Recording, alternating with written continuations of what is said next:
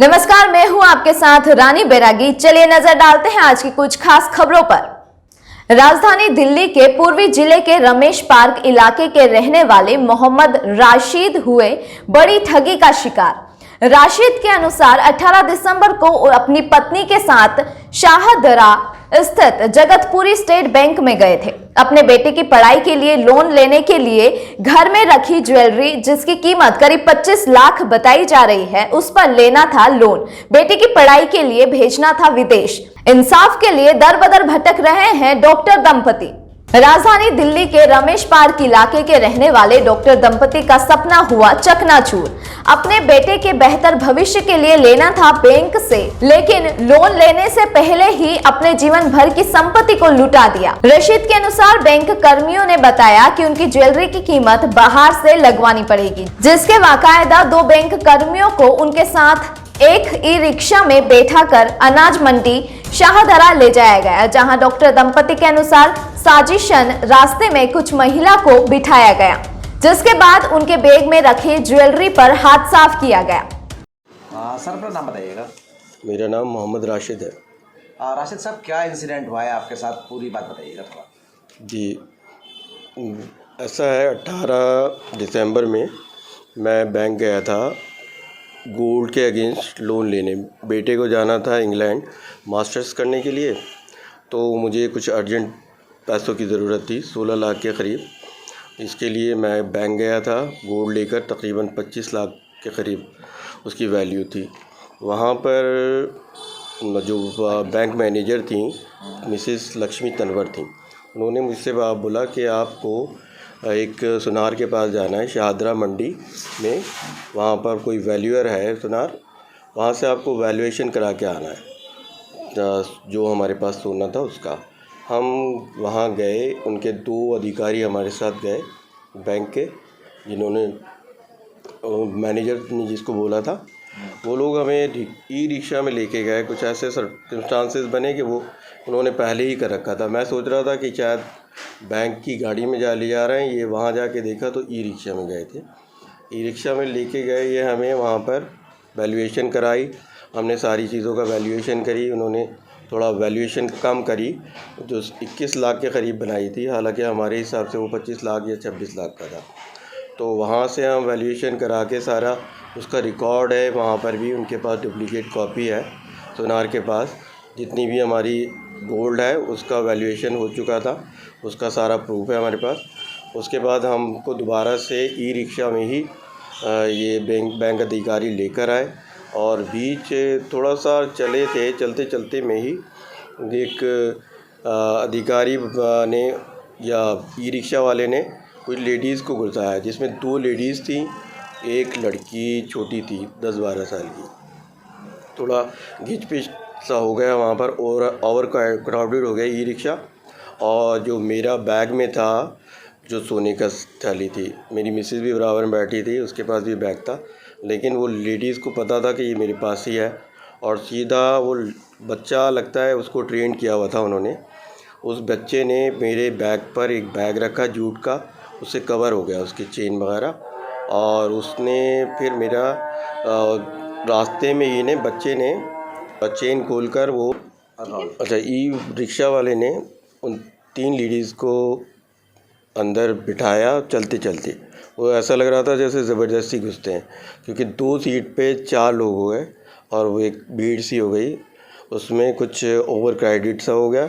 बच्चे ने मेरा बैग कवर कर लिया, और बच्चा ट्रेंड लग रहा था, उसने मेरी चेन खोलकर जो जेवर की, सोने के जेवर की थैली थी, उन्हें निकाल ली।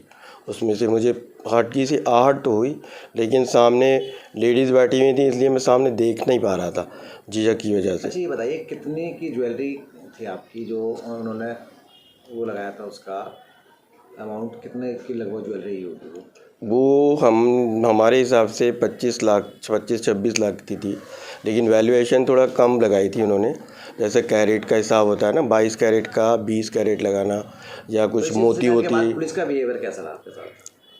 इस इंसिडेंट के बाद पुलिस का ओवरऑल जो एफआईआर के टाइम तो बहुत ही मुझे फ्रस्ट्रेशन हुई, बहुत ही नाउमीदी सी हुई, क्योंकि उन लोगों ने मुझी पर इल्ज़ाम लगा दिया कि आपने अपने आप निकाला होगा, हो सकता है, और आपका सोना वहाँ आप कैसे कह सकते हैं कि बैंक में ही चोरी हुआ, रास्ते में सस्ता है। तो हमारे ये तो ज़रूरी नहीं है कि हमारे एरिया में हुआ हो, पीछे शादरा के एरिया में हुआ होगा, तो हम कैसे इसकी FIR रखें? हम नहीं करें तो क्या कर सकते हैं आप बताइए। फिर मुझे उसके बाद अपने आप 112 पे मैंने फ़ोन किया, तब मेरी कार्रवाई FIR की हुई 1.5 थी। महीने का समय बीत गया लगभग आपके इस वारदात जी। जब आपके साथ हुई है, तो क्या अब तक पुलिस की तरफ से आपको कोई कॉल आया, किसी तरह का पूछा आपसे, या आप पुलिस के पास गए, तो क्या कहना है पुलिस का?